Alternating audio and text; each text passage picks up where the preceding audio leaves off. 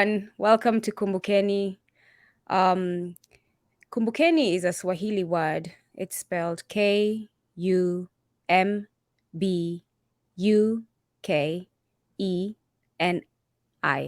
It's a Swahili word that means remember.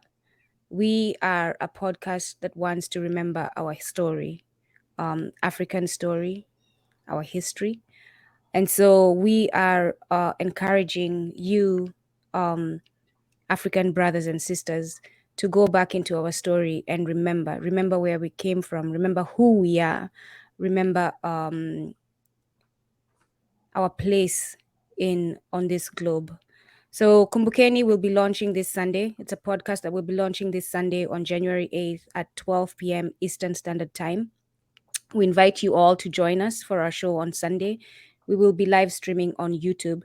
You can also support us by joining us as a Patreon at patreon.com/Kumbukeni, or you can subscribe to our YouTube channel at youtube.com/@Kumbukeni1. We look forward to having you all join us this Sunday. Thank you. Adesoji, one of my co-hosts. Alimadi is my other co-hosts. You all want to introduce yourselves to the audience? Yes, thank you for the intro. Again, Kumbukeni. Why did we do this? Well, the mission is simple. The mission is to correct some misconceptions about the African continent. A job that has already been done. We're just hoping to lend our voice to the voices out there.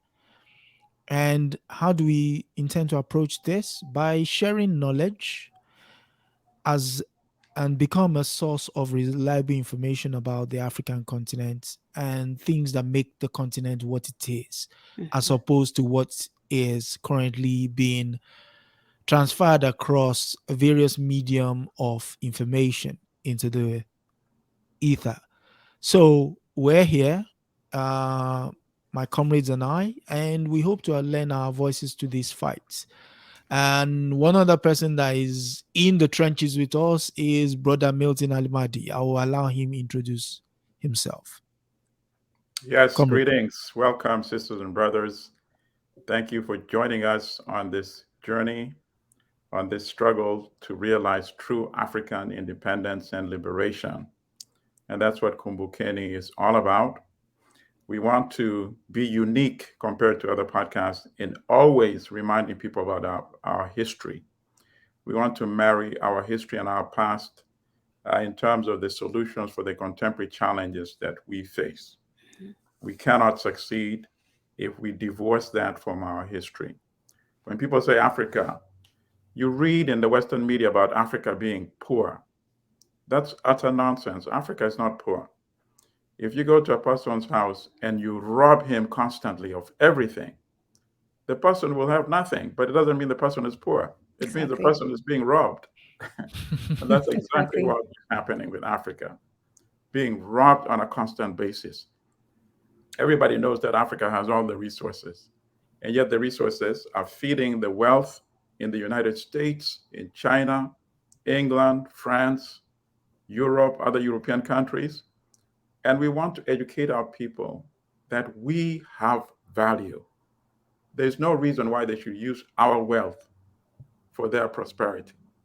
It is ours. So we must be wealthy first and prosper. And then if we want, we can allow them to also prosper. Exactly. But right now, everything is upside down. And those are the kind of conversations we're going to have on Kumbukeni. For example, the US Africa Summit that just ended. Can you imagine? All these so-called African leaders running to Washington to meet with President Biden, when in fact, Africa is the one that has what the United States wants. That's the other way around. That's upside down. So we want to end this kind of nonsense that is ongoing. This Africa Summit reminded us of the Berlin Conference. I'm sure my colleagues will elaborate on that. But at least with the Berlin Conference in 1884, our leaders didn't know what was really going on. In this case, they ran willingly to Washington. No, sisters and brothers, we can't have that. Those are the kind of conversations we will deconstruct on Kumbukeni. We will have guests like Ngugi wa Thiong'o All of you Mm-hmm. know him, the author of Decolonizing the Mind. He's already agreed. We now have to just find a date to have him on. And my colleagues will talk about the other guests we intend to also have. We'll speak about Nkrumah, we'll speak about Lumumba, about Sankara, about Samori Toure, about Menelik, about Beitul, about Ya Asantewa, about Nyerere, about Walter Rodney, all the people who offered solutions, sisters and brothers. Let's embrace those solutions. So we look forward to having you every Sunday sharing with us this conversation of liberation on Kumbukeni. Back to Sister Nduku. I also want to mention, right? It sounds like we're talking about revolutionary stuff only, but on top of that, we're also going to talk about how we as Africans are going to start living, what practices we're going to take on to improve our lifestyles. So one of Yes, that is healthy farming. We're looking at that, sustainable farming, where Africa is producing food and no longer producing cash crops for the West. We are able to feed our own people. So we're looking forward, speaking of guests, to speaking with Mama Mwatima. Mama Mwatima is an African woman in Zanzibar who is practicing healthy farming. She's doing permaculture in Zanzibar. We hope to speak with her soon and share with all of you the practices that she has taken on at her farm. Why? So that you all can see how you can do it at your own locations and we can provide food for our fellow brothers and sisters. Adesoji, I hand it over to you. Yes, speaking of food, food for thought is the fact that we'll bring someone like Comrade Julius Malema, Mm, who has spoken uh, on countless occasions about the idea of land and its value to the people. Let's not forget, during the push for imperialism, one of the first things that was taken off the people was the land. that's right. In exactly. places like Kenya, where you had Brother Dedan Kimathi Mm. try to push back and eventually got killed He was in, referred to as a terrorist. well, yeah, someone's terrorist, another man's freedom fighter. Mm-hmm. Exactly. And brother, the late comrade Robert Mugabe, when he Mm. pushed back against the idea that 5% of people would own 80% of the arable land in Zimbabwe. Zimbabwe is currently sanctioned for that very act, Mhm. which is supposed to be some sort of warning signal to Mm-hmm. everybody else within that space, that everybody that has experienced what Zimbabwe has experienced in terms of land deprivation, if you try to redress the situation, this is what will happen to you. You pay the So, price. Yes. exactly. So, we hope to bring people along that line. And also, Africa is famous for music. And when I say music, I don't mean music that doesn't stir the mind, but music for the revolutionary mind. We are hoping to reach out to the Kuti clan, Mm. that is Fela Nikolakpo Kuti's clan, to try and bring one of his sons who will come in and speak to us on the ideas of how music can act like an anthem for revolution.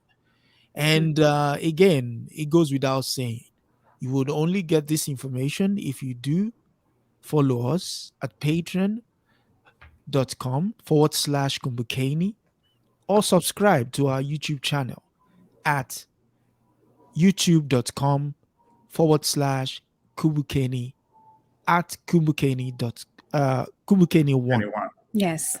I'll repeat that address. The YouTube address again is youtube.com/ at Kumbukeni1. Correct. Over to you, sister. Well, let Brother Ali Madi speak since I spoke Sure. I before. mean, I want to add on with the land issue that both of you Mm-hmm. mentioned. Mm-hmm. Mm-hmm. I'm sure some of our sisters and brothers listening to us right now are not aware that as we speak today in South Africa, the European population that makes up less than 8% of the population still owns 70% of the land. I repeat, 70% of the land. And apartheid was supposed to have ended In in 1994. 1994 when the late comrade Nelson Mandela was elected the first president of independent South Africa. We don't count those years before 1994 Mhm. as independent. South Africa was still a colony. But even then, it shows you the contradictions of independence in Africa. You know, in many cases, the independence remains on paper alone. So in South Africa, you have all these decades after independence, Europeans still owning the land, owning the wealth.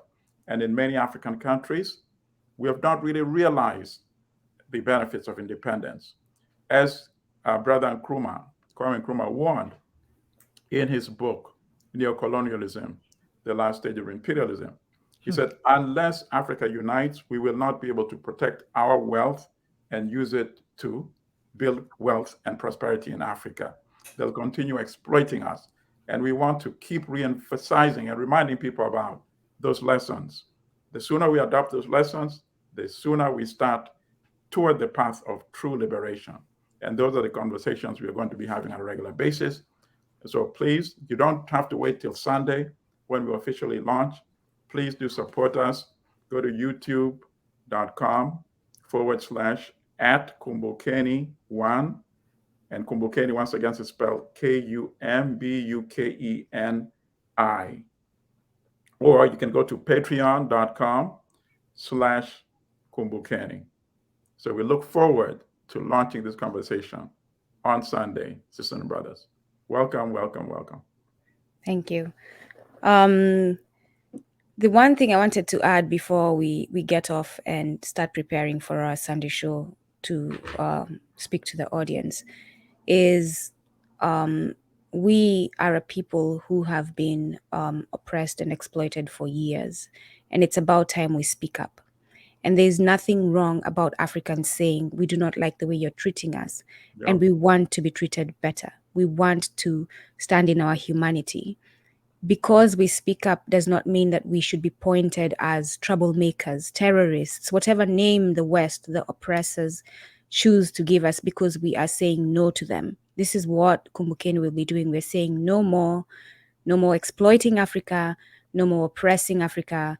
You will let Africa be. Brothers, you have anything else to say before we wrap up? Yes, Yes. I said thank you, thank you, thank you. But I want to make a correction. I want to say it in Kiswahili. Asante, asante, asante. Asante, asante sana, ndio. And I would also like to add this living for those who think colonialism ended in 1960. In 2016, 40 British companies quoted on the London Stock Exchange took out of Africa combined total of $199 billion worth of raw materials to Brother put Adesoji, please repeat that. I want people to not a mistake and think you hundred said With million. emphasis. Repeat it. a 199 billion US dollars worth of raw materials was taken out of Africa in 2016 by 40 that is 40 companies This quoted must end. This must Yes, end. it must. This quoted must on the London Stock Exchange. To put that into comparison, the debt, the external debt for Kenya, Nigeria, and Ghana combined comes to a paltry sum of 99 billion. So if we're to do the sums, I'll leave the rest to your imagination. Thank you. So neocolonialism is very much at foot. It is one of the reasons why this podcast will speak up, highlight them, profile solutions, and also take on board solutions from our patrons, our subscribers. So please join us again at kumbukeni.com. That's Patreon. On Patreon, that's patreon.com/kumbukeni. On YouTube, youtube.com at kumbukeni1. We hope Yes. to see you there. And as they say in Yoruba, Ojua Torari, which is see you later. Yes. Thank you all. We look forward to having you join us on Sunday. Again, that's Sunday, January 8th at 12 p.m. Eastern Standard Time. Kwaherini. Odabo.